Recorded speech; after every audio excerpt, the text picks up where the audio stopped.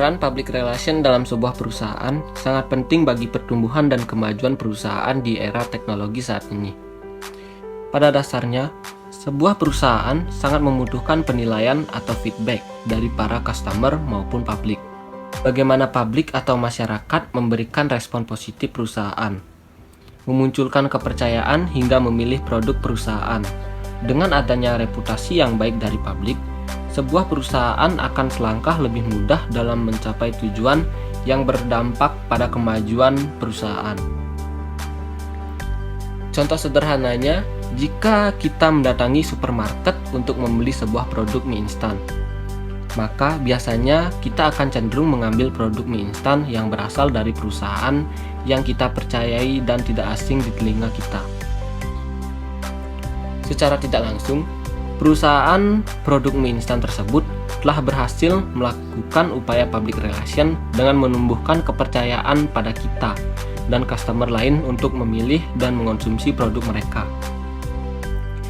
Dari contoh sederhana tadi, citra positif perusahaan bisa didapatkan dengan upaya-upaya public relation.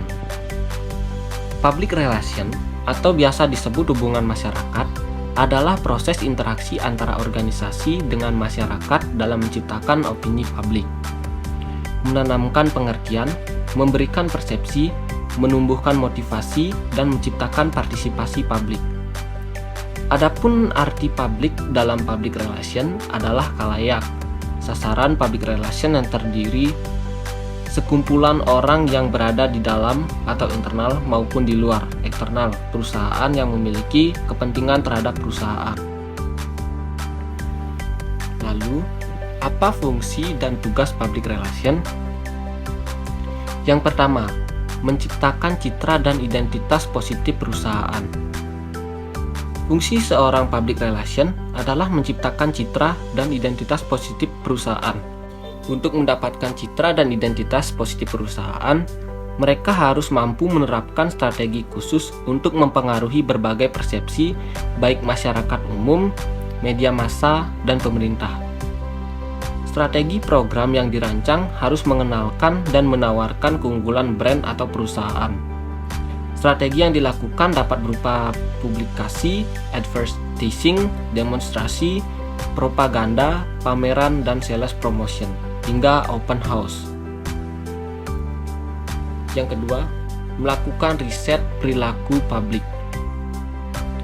Bersinggungan dengan publik adalah keseharian seorang public relation officer agar produk atau perusahaan bisa dikenal oleh publik. Public relation menggunakan riset dan komunikasi yang sehat sebagai alat utamanya. Public relation menjalankan fungsinya sebagai researcher dengan melakukan riset untuk mendapatkan data demografi dan perilaku publik. Nantinya, data-data dari hasil riset tersebut dapat menjadi acuan untuk merancang strategi public relation perusahaan guna meyakinkan publik tentang pentingnya keberadaan perusahaan tersebut bagi mereka. Yang ketiga, membangun atau membina hubungan baik dengan pihak eksternal atau internal. Seorang public relation menggunakan senjata utamanya, yakni komunikasi untuk membina hubungan yang baik antar pihak. Adapun pihak-pihak yang memiliki kaitan erat dengan public relation atau humas, contohnya adalah pihak internal dan eksternal. External public relation.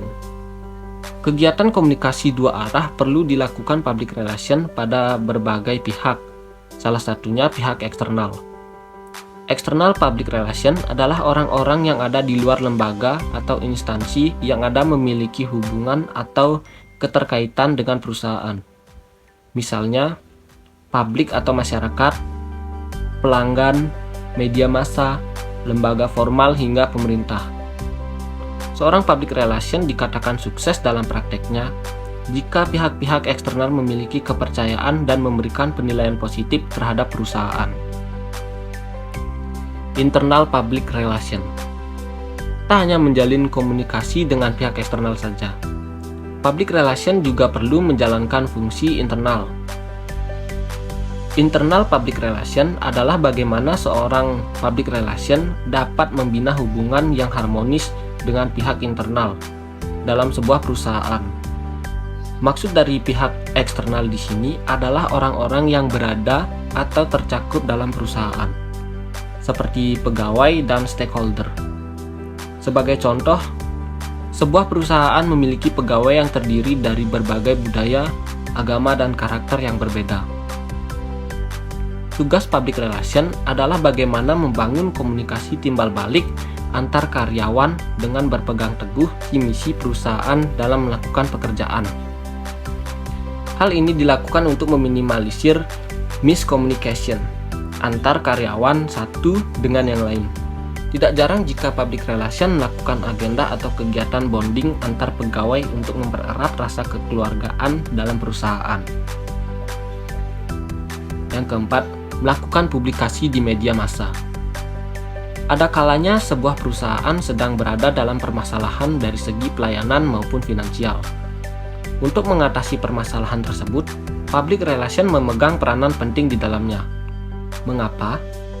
Pasalnya, dalam kasus ini, public relation dapat mengatasinya dengan menjalankan fungsi publisitas, yaitu dengan membuat press release, serta melakukan komunikasi pada pers dan media massa maupun publik untuk mengembalikan citra negatif publik menjadi citra positif.